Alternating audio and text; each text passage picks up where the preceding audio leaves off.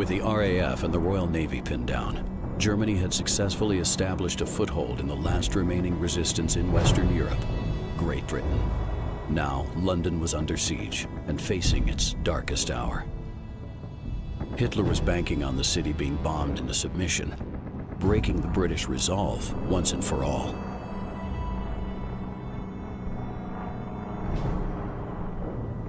Dunkirk had taught the British one important lesson: never to give up in the face of the impossible.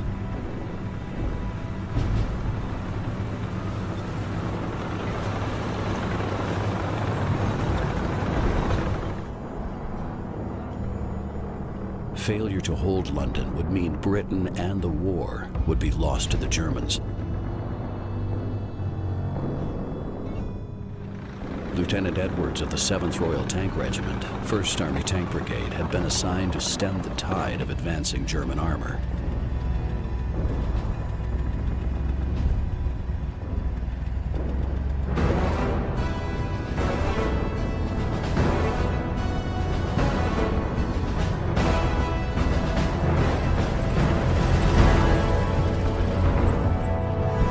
With the Soviet Union bound to a non-aggression pact with the Germans, and America wallowing in isolationism, Edwards was left in no doubt that the British would face this storm alone.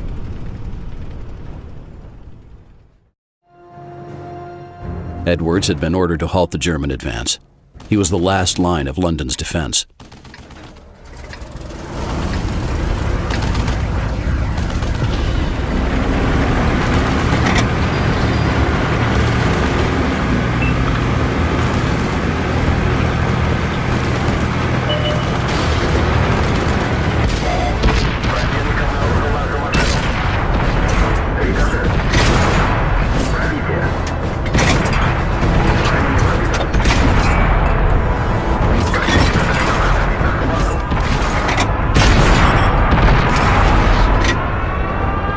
Through gritted teeth, Edwards steered his tank towards the point where the German forces had been concentrating.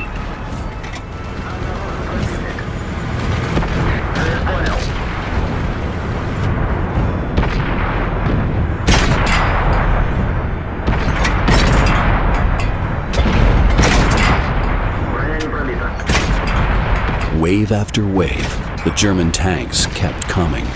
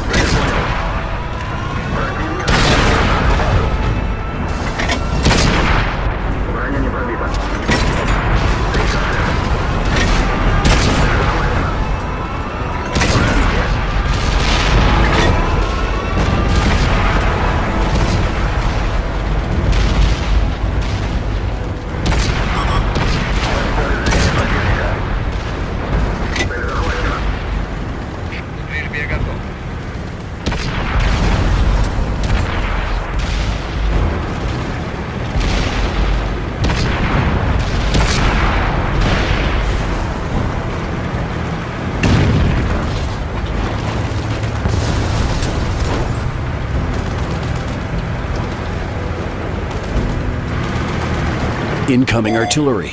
The call broke across the radio. The British had to fall back to avoid the deadly hailstorm.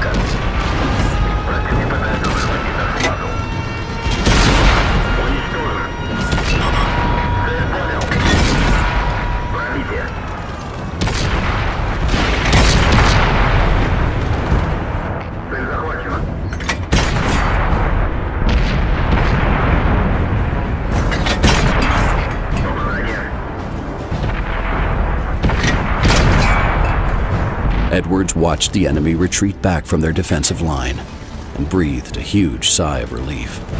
London had been saved from the Germans, for now.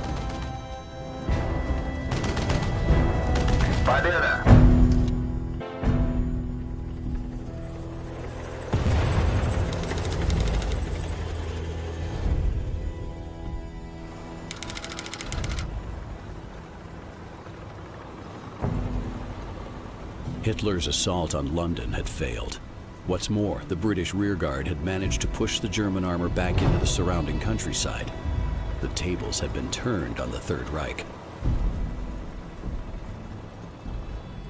Lieutenant Edwards had been ordered to move his unit into German-held territory and recapture the RAF airfields, which were now being used by the Luftwaffe.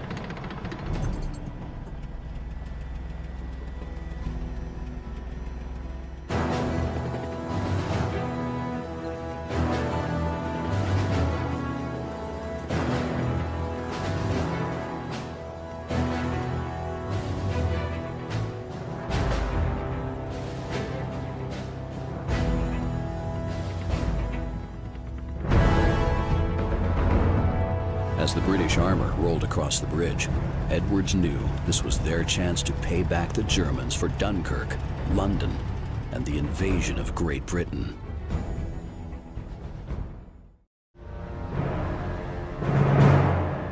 While the Germans continued to operate airfields on English soil, the RAF jockeys would never gain air superiority.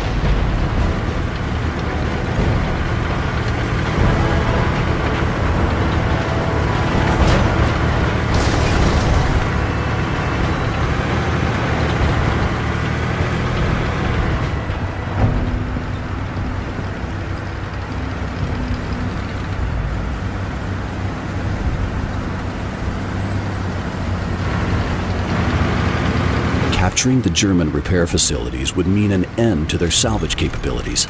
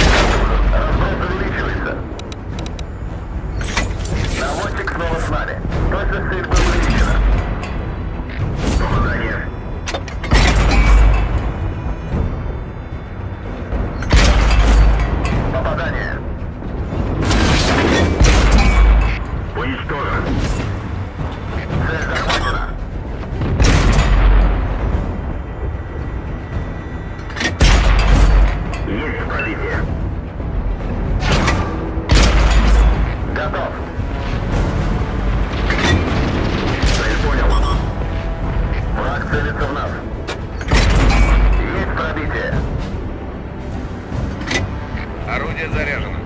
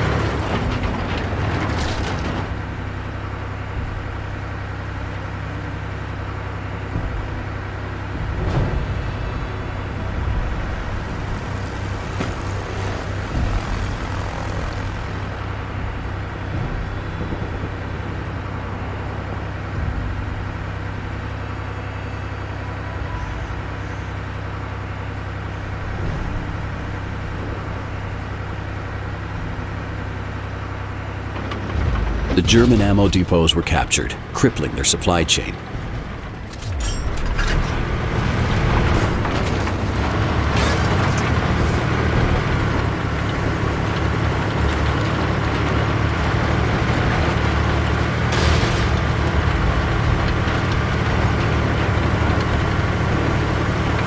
London would continue to be bombed into submission whilst the Germans held the airfield. Edwards had to capture it.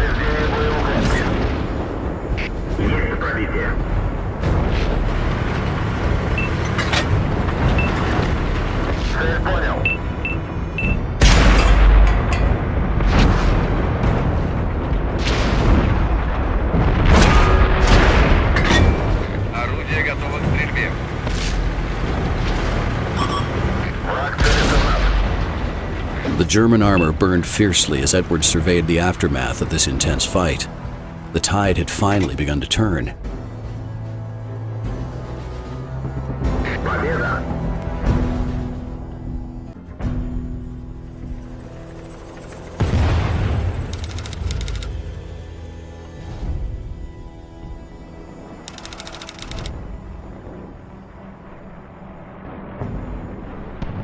The Germans had been pushed back to the landing beaches. Hitler's forces were now fighting a bitter defensive retreat. Sanctuary lay but a short distance from shore, where the Kriegsmarine were waiting. The British were in the ascendancy, but could not risk letting their quarry escape to regroup another day. For Lieutenant Edwards, this would be his greatest hour, the moment that he chased the Germans into the sea.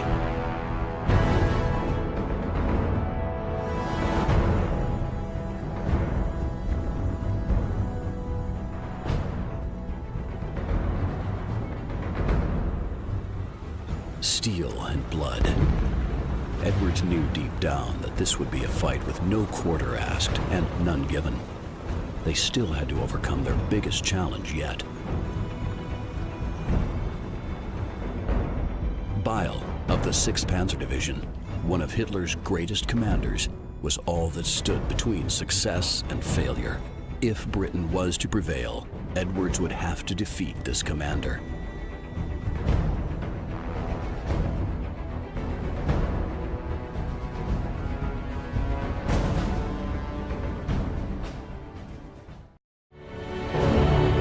This was it. The day of reckoning had arrived. Edwards would pay the Germans back for the humiliation and suffering the British had endured at Dunkirk.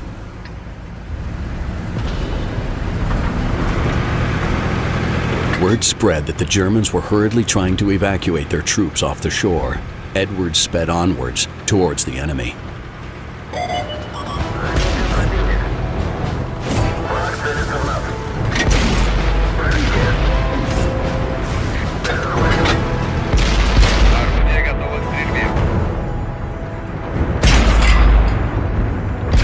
The German forces were retreating. Allowing them to escape was not an option.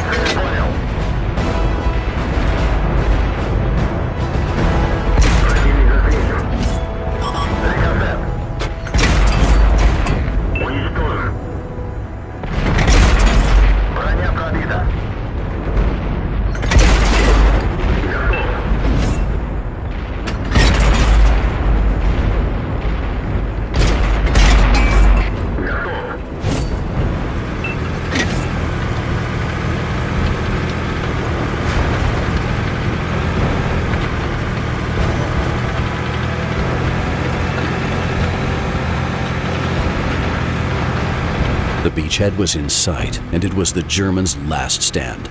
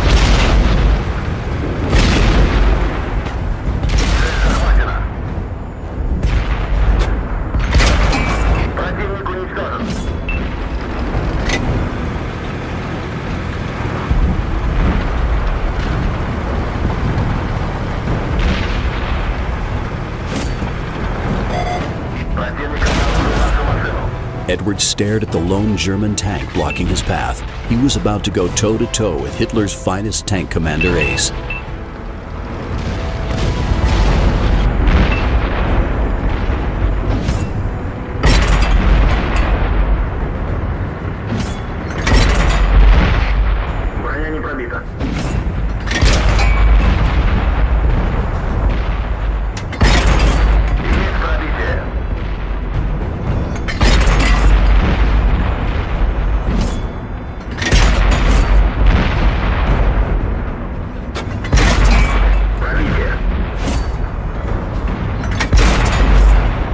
Cheers reverberated around the inside of the Cromwell.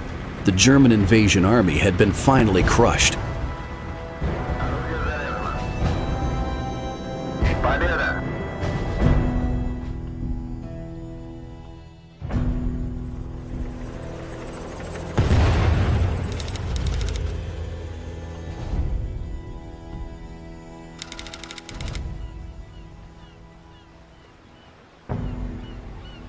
The British victory had been absolute. Hitler's war machine had been disassembled and scattered across the sands of this unassuming corner of England. Edwards and his crew watched as the long line of German prisoners were slowly escorted away from their defeat.